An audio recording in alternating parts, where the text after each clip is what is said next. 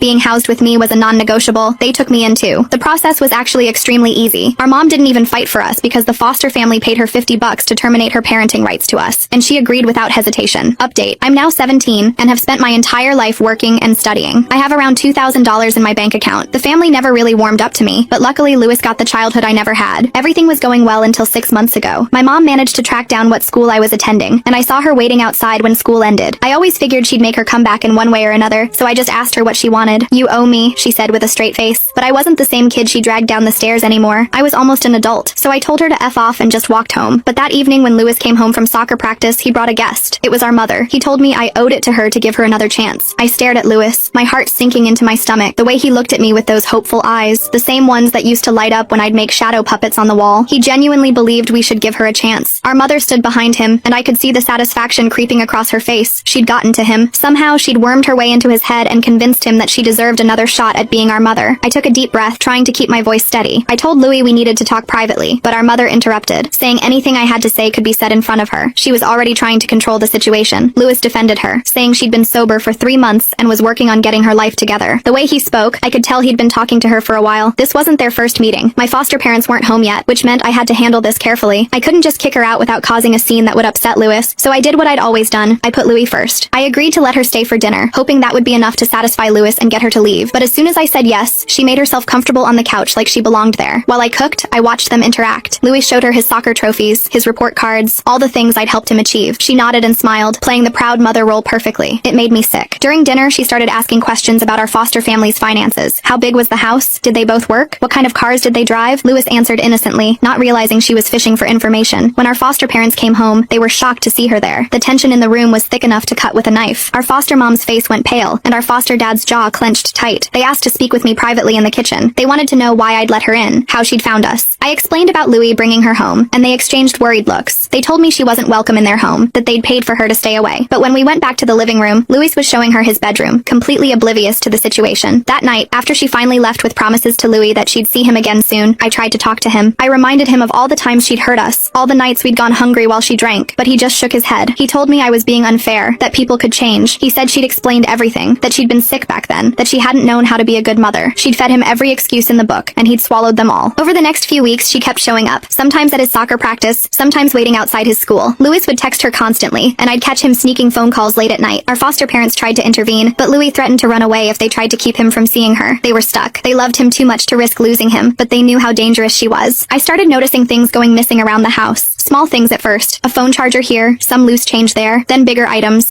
Click the link in my bio to get the full story for free.